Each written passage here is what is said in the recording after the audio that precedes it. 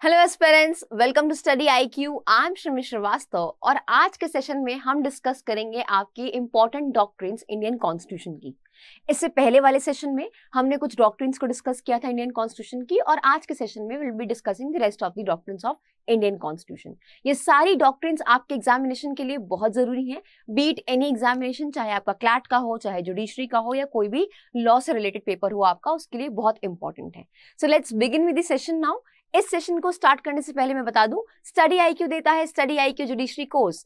इस कोर्स में हम कवर अप करते हैं आपके major laws, minor laws, judgement writing की क्लास, एसे राइटिंग की क्लास, करंट अफेयर्स और वो बाकी सारी चीजें जो आपके एग्जामिनेशन के लिए बहुत जरूरी हैं। और अगर आपको हमारे इस पीपीटी की पीडीएफ फॉर्म चाहिए तो आप हमसे कनेक्ट हो सकते हैं इनमें से किसी भी सोशल मीडिया हैंडल से। So let's begin. आज के सेशन में हम डिस्कस करेंगे आपकी ये सारी फॉलोइंग डॉक्ट्रिन्स। ये है आपकी doctrine of harmonious construction, doctrine of color-label legislation, doctrine of incidental and auxiliary powers, and lastly the doctrine of severability.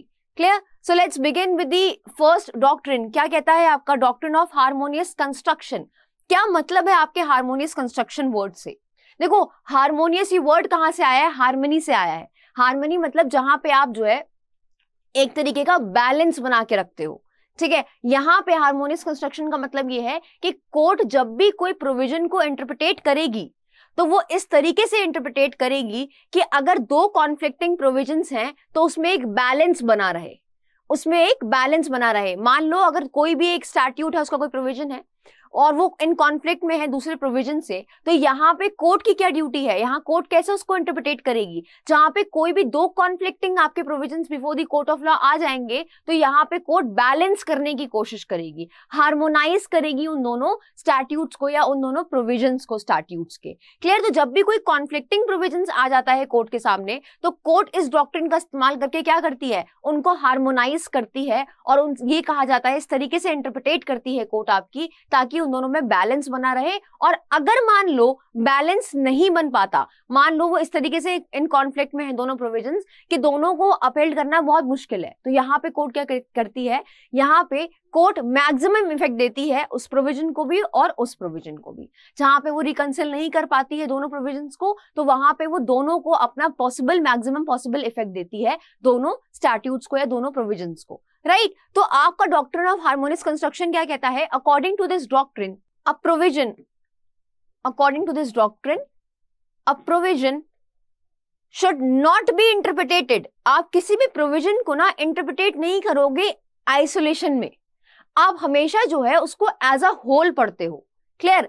क्यों? ताकि आप कोई भी अगर मान लो इनकंसिस्टेंसी है, मान लो कोई रिपग्नेंसी है किसी स्टैट्यूट में, किसी प्रोविजन में, तो उस केस में अगर कोई ऐसी इन कॉन्फ्लिक्ट में आ रही है या मान लो इनकंसिस्टेंसी है, तो उसको रिमूव करने के लिए कभी भी कोई भी स्टैट्यूट आपका इन आइसोलेशन नहीं पढ़ा जाता, आप हमेशा उसको एज अ होल पढ़ते हो। तो according to this doctrine a provision of this statute should not be interpreted in isolation but as a whole. आप एज अ होल पढ़ते हो जब भी आप इंटरप्रिटेट करते हो किसी स्टैट्यूट को, right? So as to remove any inconsistency और रिपग्नेंसी, ताकि आपको अगर कोई इनकंसिस्टेंसी अराइज हो रही है उस स्टैट्यूट में ताकि आप उसको रिमूव कर सको, अगर कोई रिपग्नेंसी आ रही है स्टैट्यूट में ताकि आप उसको आराम से रिमूव करो। इसलिए आप स्टैट्यूट को आइसोलेशन में नहीं पढ़ते हो, आप एज अ होल पढ़ते हो। The court must avoid the clash.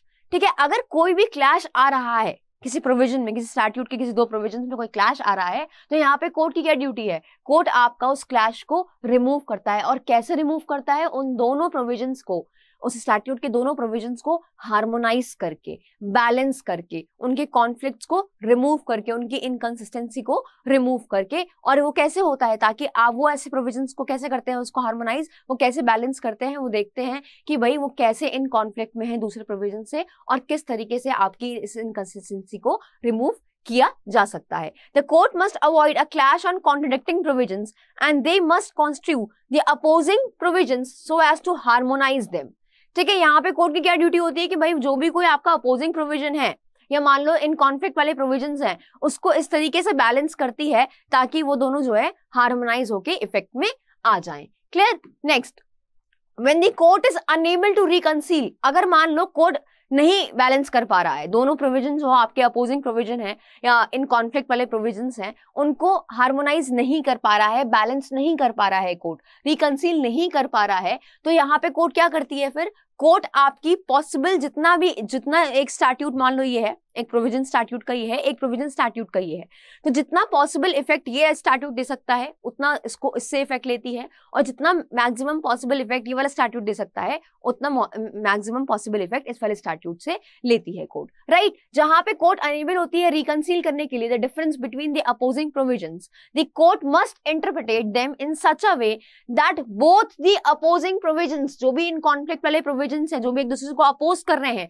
वो दोनों प्रोविजंस आर गिवन इफेक्ट, उस तरीके से इफेक्ट दें एज मच एज पॉसिबल, जितना ज्यादा आप इस स्टैट्यूट जो अपोजिंग, ये वाला सपोज ये वाला स्टैट्यूट अपोजिंग है आपका और ये वाला भी इन कॉन्फ्लिक्ट है, ठीक है, दोनों इन कॉन्फ्लिक्ट प्रोविजंस हैं, तो कोर्ट कैसे इंटरप्रेट करती है कि सबसे जितना पॉसिबल मैक्सिमम इफेक्ट दे सकते हैं इस स्टैट्यूट को, उतना इफेक्ट दे स्टैट्यूट को भी जो अपोजिंग है, and similarly in the case of other opposing provisions also, right. तो जहां पे वो अनेबल होती है रिकंसील करने के लिए, उस केस में वो क्या करती है, वो ये देखती है कि भाई जितना मैक्सिमम पॉसिबल इफेक्ट हो सकता है अपने अपने स्टैट्यूट से अपोजिंग प्रोविजन से, उतना ही आपका इफेक्ट लेती है, उस तरीके से उसको इंटरप्रेट करती है। Clear. Now what is the objective behind harmonious construction, क्या ऑब्जेक्टिव है आपका हार्मोनियस कंस्ट्रक्शन का? देखो बेसिक ऑब्जेक्ट क्या है आपके हार्मोनियस कंस्ट्रक्शन का, is to avoid any confrontation between two enacting provisions.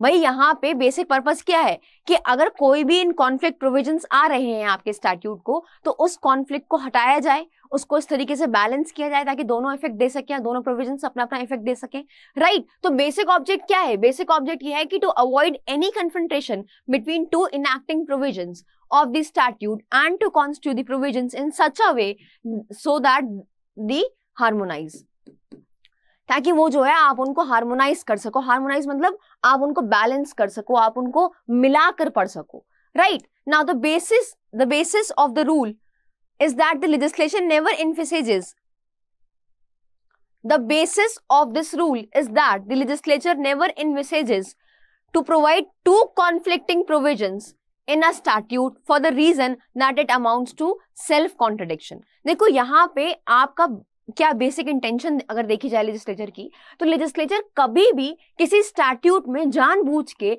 ऐसे प्रोविजंस नहीं इनकलकेट करता कि वो खुद से सेल्फ कॉन्ट्रडिक्ट करें, राइट। तो यहाँ पे इंटेंशन लेजिस्लेचर की ये नहीं होती है कि वो किसी स्टैट्यूट में आपके जानबूझ के दो कॉन्फ्लिक्टिंग प्रोविजंस डाल दे, क्लियर। तो यहाँ पे यही बताया, the basis of this rule is that the legislature never envisages to provide two conflicting provisions in the same statute। Same statute में वो कभी प्रोवाइड नहीं करता है आपके दो कॉन्फ्लिक्टिंग प्रोविजंस को, right, for the reason that it amounts to self contradiction. इस रीजन की वजह से नहीं कि वो सेल्फ कॉन्ट्रडिक्शन करेंगे, इसी चक्कर में आपका लेजिस्लेचर जो है कभी भी इस तरीके के प्रोविजंस इनकलकेट नहीं करता है किसी स्टैट्यूट में।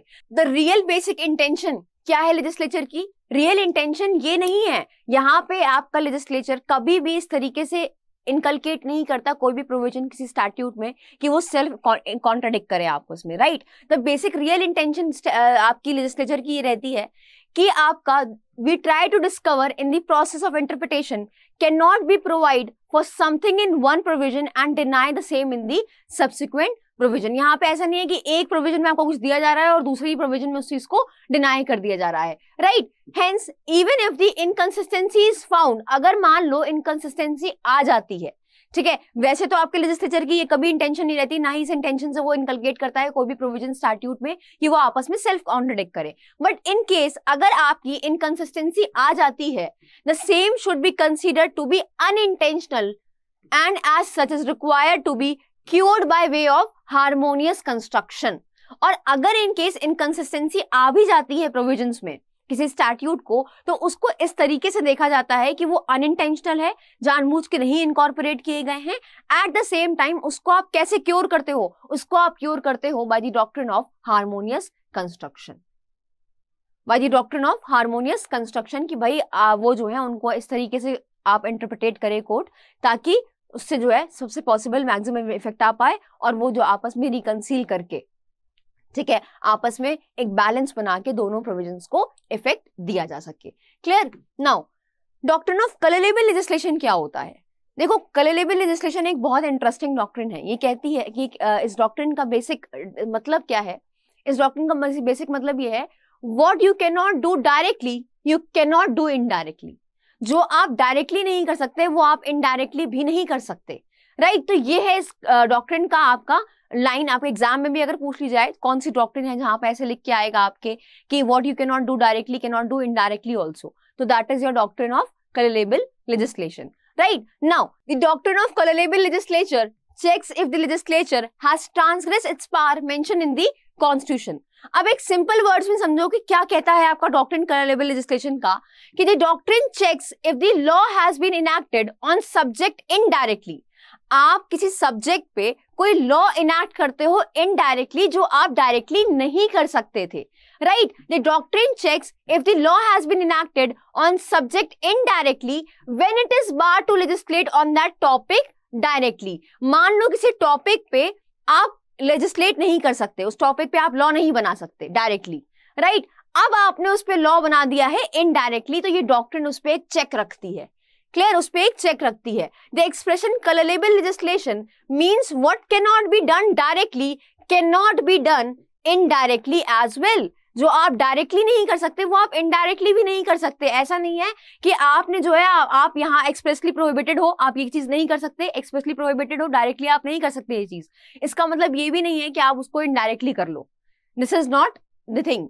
यहाँ पे इस डॉक्टर ने क्या कहा कि जो चीज आप डायरेक्टली नहीं कर सकते वो आप इनडायरेक्टली भी नहीं कर सकते, क्लियर? तो ये डॉक्ट्रिन किस पे चेक रखती है? ये चेक रखती है कि अगर कोई लॉ है, वो कोई लॉ, किसी सब्जेक्ट पे आप कोई लॉ बना रहे हो, वो उस सब्जेक्ट पे लॉ बनाना एक्सप्रेसली बार्ड है, आप नहीं बना सकते, आप उस सब्जेक्ट पे आप लॉ नहीं बना सकते। तो जो चीज आप डायरेक्टली नहीं कर सकते वो आप इनडायरेक्टली भी नहीं कर सकते, clear? Now what is the concept behind it? देखो, सेपरेशन ऑफ पावर, हम ये कहते हैं कि हम जो है हमारी इंडिया में सेपरेशन ऑफ पावर है, हम जो है शेयर करते हैं पावर। हमारे पास 3 अपने ऑर्गन्स हैं, आपका एग्जीक्यूटिव, लेजिस्लेचर और आपका जुडिशरी, राइट? एग्जीक्यूटिव, लेजिस्लेचर और जुडिशरी। एग्जीक्यूट जो है एग्जीक्यूट कराती है आपके एक्शंस को, लेजिस्लेचर लॉ बनाती है और जुडिशरी उसको इन्फोर्स कराती है उस लॉ को, राइट? तो यहाँ पे ये 3 ऑर्गन्स हैं, हमने इनकी पावर्स को सेपरेट कर रखा है।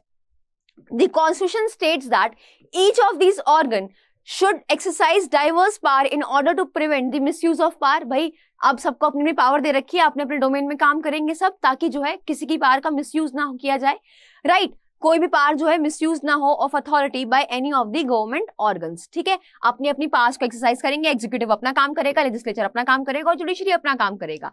As a result a system of check and balance emerges. अब भाई एक चेक एंड बैलेंस भी होना चाहिए ना। अब जब पहले बता दिया आपको, इस डॉक्ट्रिन से क्या चेक करोगे आप? इस डॉक्ट्रिन से ये चेक करोगे कि अगर आपने कोई काम किया है इनडायरेक्टली जो आप डायरेक्टली नहीं कर सकते थे, तो that is not allowed, that is not allowed. तो यहाँ पे with respect of these respective subjects the constitution has split the powers between the federal government and the states. However, the legislature body occasionally passes law that are outside its purview। अब यहाँ पे कभी कभी मान लो legislature ने कोई ऐसा law बना दिया जिसपे वो डायरेक्टली लॉ नहीं बना सकता था, उसके पास पावर नहीं थी, उसके पास उसका वो डोमेन नहीं था, राइट? लेजिस्लेचर ने कोई लॉ पास कर दिया, उस सब्जेक्ट पे वो लॉ नहीं बना सकता था। तो यहाँ पे इस डॉक्ट्रिन से क्या चेक किया आपने कि अगर आपने कोई ऐसी चीज करी है जो आप डायरेक्टली नहीं कर सकते और आपने उसको इनडायरेक्टली कर दिया है, तो that is not allowed, that is not allowed. This signifies that it has overstepped its bounds and done something indirectly that could not have been done directly, right? इसका मतलब क्या है कि लेजिस्लेचर ने अपनी लिमिट्स को क्रॉस किया, अपने बाउंड्स को अपनी बाउंड्रीज को क्रॉस करके, ओवरस्टेप करके कुछ ऐसा काम किया है इनडायरेक्टली जो वो डायरेक्टली नहीं कर सकता था।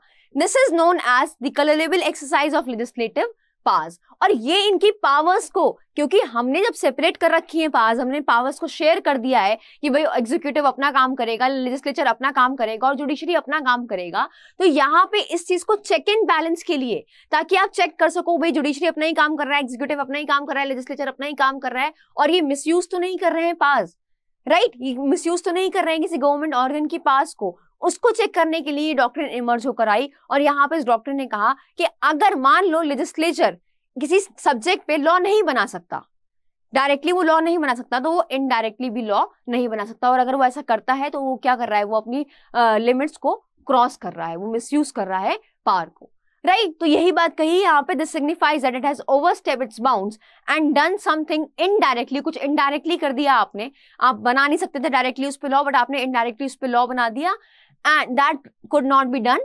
डायरेक्टली, जो आप डायरेक्टली नहीं कर सकते थे। और इसी को क्या कहा जा रहा है, इसको कहा जा रहा है कि भाई लेजिस्लेटिव ने अपनी लेजिस्लेटिव पावर को कलरेबली एक्सरसाइज किया। और establishing law indirectly while doing so directly is illegal, कि भाई आपने ऐसे कोई लॉ स्टैब्लिश कर दिया इनडायरेक्ट तरीके से, जो आप डायरेक्टली अगर करते तो वो क्या होता, वो आपका इलीगल होता। Clear? Now as a result, the theory of colorable legislation was created to prevent the legislative authorities from abusing their powers. वही वो अपने पास को अब्यूज ना करे, इसलिए जो है डॉक्ट्रिन इमर्ज होकर आई। फॉर एग्जाम्पल, एक एग्जाम्पल देखते हैं, the constitution provides reservation to only social and educational backward communities. अब भाई हमें पता है कि आपके आर्टिकल 15 में बता रखा है कि हम जो है सिर्फ और सिर्फ रिजर्वेशन किसको देंगे, आपका reservation to only social and educational backward communities को देंगे। सो any attempt to declare social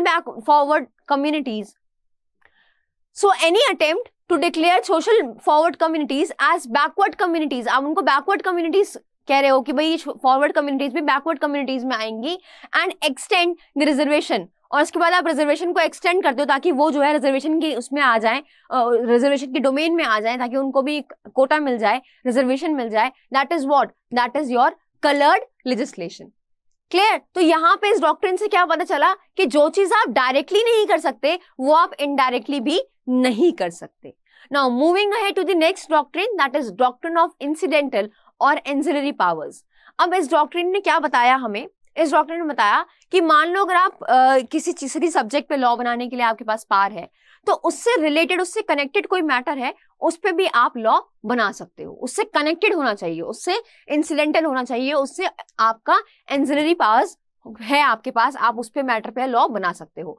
now the doctrine of incidental और ancillary powers indicates that if the legislative body has the power to legislate on a particular matter, अगर किसी legislative body के पास power है कि वो आपका किसी पर्टिकुलर मैटर पे, किसी पर्टिकुलर सब्जेक्ट पे लॉ बना सकता है, then they have the power to legislate on the ancillary topics related to that, जो भी टॉपिक्स उससे कनेक्टेड है उस पे भी वो लॉ बना सकता है, unless that ancillary topics are mention explicitly in the jurisdiction of any other legislative body. अगर मान लो वो किसी और लेजिस्लेटिव बॉडी में मेंशन है, वो टॉपिक्स जिस पे आप लॉ बना रहे हो, जिससे वो कनेक्टेड है, वो किसी और लेजिस्लेटिव में है, तो आप नहीं बना सकते, अदरवाइज आप बना सकते हो। Clear? Unless that ancillary topics is mention explicitly, जब अगर वो कहीं और किसी और लेजिस्लेटिव बॉडी के अंदर वो एक्सप्लिसिटली आपका मेंशन है, तो उस केस में आप लॉ नहीं बना सकते। अदरवाइज आप जो है कोई सब्जेक्ट मैटर पे लॉ बना रहे हो, किसी मैटर पे आप लॉ बना रहे हो, लेजिस्लेटिव बॉडी बना रही है अगर किसी मैटर पे लॉ, तो उससे कनेक्टेड मैटर्स पे भी उसके पास पावर है, उस लेजिस्लेटिव बॉडी के पास, कि वो कर सकता है। अगर वो वही सेम टॉपिक जो कनेक्टेड है उससे वो किसी और लेजिस्लेटिव बॉडी में एक्सप्लिसिटली दे रखा है, तो उस केस में आप नहीं बनाते हो। Clear? Now what is the concept behind this? The doctrine helps the judiciary to determine if the statute made by the legislative body is valid or not, along with the doctrine of pith and substance. यहाँ पे judiciary को help करता है ये determine करने के लिए कि क्या वो आपका जो स्टैट्यूट बनाया है लेजिस्लेटिव बॉडी ने वो वैलिड है या नहीं। Now, what this means is that the authority to legislate on subject includes the ability to legislate on ancillary subjects that are reasonably related to that subject. मतलब अगर मान लो कोई आपका X सब्जेक्ट है, मान लो X किसी सब्जेक्ट है, ये कोई सब्जेक्ट है X, इस पे आप लॉ बना रहे हो, तो अब इस सब्जेक्ट से रिलेटेड कोई भी चीज होंगी आपकी, जो रिलेटेड चीज होंगी, तो यहाँ पे लेजिस्लेटिव बॉडी के पास पावर है कि वो इससे रिलेटेड, इस सब्जेक्ट से रिलेटेड पे भी बना सकता है आपका लॉ। क्लियर? ये बात कही गई इस डॉक्ट्रिन द्वारा। Clear? Now next, for example, एक एग्जाम्पल देखो, the power of the central government to impose income tax. भाई पावर है सेंट्रल गवर्नमेंट के पास इम्पोज करने की income tax. This is the subject. Subject क्या हुआ यहाँ पे? सब्जेक्ट हुआ आपका impose income tax, income tax. अब इससे रिलेटेड कि आपके पास पावर है सीज करने की, वो क्या होगा? ये इससे रिलेटेड है ना, ये इम्पोज करने की पावर सेंट्रल गवर्नमेंट को दे रखी है, आपके इनकम टैक्स इम्पोज करने की पावर सेंट्रल गवर्नमेंट को दे रखी है, तो इससे रिलेटेड कि आप जो है सीज कर सकते हो, सीजर कर सकते हो, राइट, सीजर का पावर दे रखा है आपको, ये क्या होगा, इससे कनेक्टेड होगा, तो यहाँ पे सेंट्रल गवर्नमेंट इस पे भी लॉ बना सकती है। क्लियर? तो एग्जाम्पल देखो कि the power of the central government to impose income tax would include the ability to examine and seize property in order to prevent the income tax evasion. तो यहाँ पे ये चीज क्या है, ये चीज इससे कनेक्टेड है। जहां पे ये पावर दे रखी है कि आप इम्पोज कर सकते हो इनकम टैक्स, तो ये वाली पावर क्या आप एग्जामिन कर सकते हो, सीज कर सकते हो property in order to prevent that आपका इनकम टैक्स इवेजन, ये क्या है, इससे कनेक्टेड है, तो आप इससे लॉ बना सकते हो। Clear? Powers connected to banking, ठीक है, अगर मान लो कोई एग्जाम्पल कोई पावर्स है आप जो कनेक्टेड है आपके बैंकिंग से, on the other hand can not be extended to non banking business. अब भाई बैंकिंग और नॉन बैंकिंग तो बिल्कुल ही अपोजिट हो गया, they are not connected, right? तो यहाँ पे कनेक्शन होना चाहिए, दे मस्ट बी इंसिडेंटल, कोई टॉपिक जो है उससे रिलेटेड टॉपिक आपका इंसिडेंटल होना चाहिए, कनेक्टेड होना चाहिए, तभी आप उस पर लॉ बना सकते हो। इतनी सी बात बताता है आपका ये doctrine. Clear? However, a subject cannot be considered auxiliary if it is specifically specified in a state or union list। यहाँ पे कह रहा है कि आप उस सब्जेक्ट को ऑक्सिलरी कंसीडर नहीं करोगे अगर वो सब्जेक्ट आपका स्पेसिफिकली आपका दे रखा है किसी स्टेट लिस्ट में या फिर यूनियन लिस्ट में। उसका एग्जाम्पल क्या है? फॉर एग्जाम्पल आपका पिलग्रिमेज है, इज अ स्टेट सब्जेक्ट, ठीक है, पिलग्रिमेज आपका स्टेट सब्जेक्ट है, but then again it cannot include pilgrimage outside India is not auxiliary as it is a separate entry in the union list। अब ये कह रहा है कि जो pilgrimage outside India है ना, ये आपको ऑक्सिलरी नहीं होगा क्योंकि ये आपका सेपरेट लिस्ट में दे रखा है, किसमें, यूनियन लिस्ट में, ये आपका सेपरेटली दे रखा है यूनियन लिस्ट में, इसलिए। तो यहाँ पे अगर मान लो किसी अदर स्टैट्यूट में, किसी अदर लेजिस्लेटिव बॉडी द्वारा कहीं और वो टॉपिक मेंशन्ड है, तो उस पे आप उस कनेक्टेड पे आप लॉ नहीं बना सकते। अदरवाइज अगर सब्जेक्ट मैटर है कोई जिसपे आपका लेजिस्लेटिव बॉडी के पास पावर है लॉ बनाने की, तो उस सब्जेक्ट मैटर से रिलेटेड चीजों पे भी आपका वो पर्टिकुलर लेजिस्लेटिव बॉडी आपका लॉ बना सकता है। क्लियर? बट वो जो है एक्सप्रेसली कहीं और मेंशन नहीं होना चाहिए, किसी और लिस्ट में मेंशन नहीं होना चाहिए। अगर वो किसी और लिस्ट में मेंशन है तो आप उस पर लॉ नहीं बना सकते। I hope it is clear. Now, moving ahead to the one of the most important doctrine, that is doctrine of severability. अब यहाँ पे क्या कह रहा है, severability कौन से वर्ड से आया है? severe वर्ड से आया है, severe अलग करना, ठीक है। अब यहाँ पे बेसिक बात समझो सबसे पहले कि क्या डॉक्ट्रिन कन्वे करता है हमें। ये कह रहा है कि मान लो कोई एक प्रोविजन है, वो इन कॉन्फ्लिक्ट है किसी फंडामेंटल राइट से हमारे। क्लियर? कोई एक प्रोविजन है, उसका कोई एक पार्ट, ये प्रोविजन है, मान लो ये प्रोविजन है, इसका एक पार्ट, ये वाला पार्ट जो है ये इन कॉन्फ्लिक्ट है आपका किससे, इन कॉन्फ्लिक्ट है आपका पार्ट 3 से, फंडामेंटल राइट से। क्लियर? ये एक स्टैट्यूट है पूरा, इसका इतना पार्ट ये है कॉन्फ्लिक्ट में है, ये इतना पार्ट सिर्फ स्टैट्यूट का आपका कॉन्फ्लिक्ट में है पार्ट 3 से। तो यहाँ पे डॉक्ट्रिन ऑफ सिविलिटी क्या रोल प्ले करता है, ये डॉक्ट्रिन बताती है हमें, ये इस डॉक्ट्रिन से ये प्रिंसिपल इवॉल्व हुआ कि अगर इतना पार्ट आपका इनकंसिस्टेंट है फंडामेंटल राइट से, तो आप इस पार्ट को रिमूव कर दो और इस पूरे स्टैट्यूट को, रेस्ट ऑफ द स्टैट्यूट को आप अलाउ कर दो।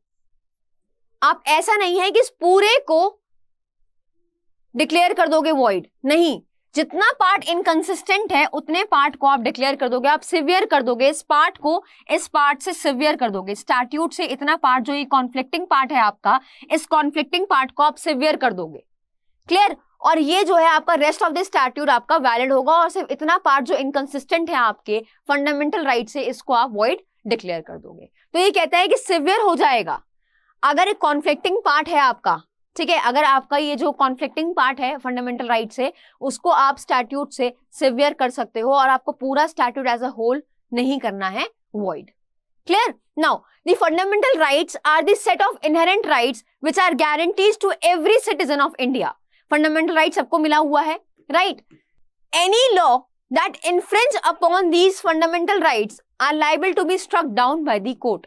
बहुत सिंपल सी बात, अगर कोई भी फंडामेंटल राइट से भिड़ेगा तो उस लॉ को क्या कर देगी, कोर्ट स्ट्रक डाउन कर देगी। क्लियर? तो कोई भी लॉ जो इन्फ्रिंज करता है आपके फंडामेंटल राइट्स को, पार्ट 3 को इन्फ्रिंज करता है, तो उस पार्ट को, उस लॉ को कोर्ट क्या करती है, आपकी स्ट्रक डाउन कर देती है, बहुत clearly.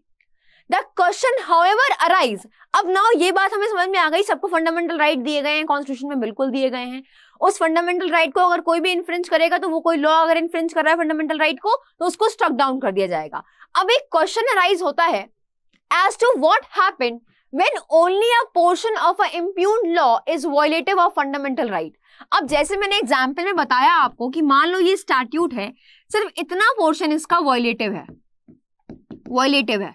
Violative of fundamental right, ये वाला पोर्शन, और बाकी ये सारा पोर्शन आपका स्टैट्यूट का वायलेटिव नहीं है, नॉट वायलेटिव, राइट। अब ये वाला पार्ट सिर्फ आपका वायलेटिव है, ये सारा पार्ट आपका वायलेटिव नहीं है। अब देखो क्या क्वेश्चन अराइज हुआ है, what happen when only the portion of the impugned law is violative of fundamental rights and it is in the instance like these are the doctrine of severability।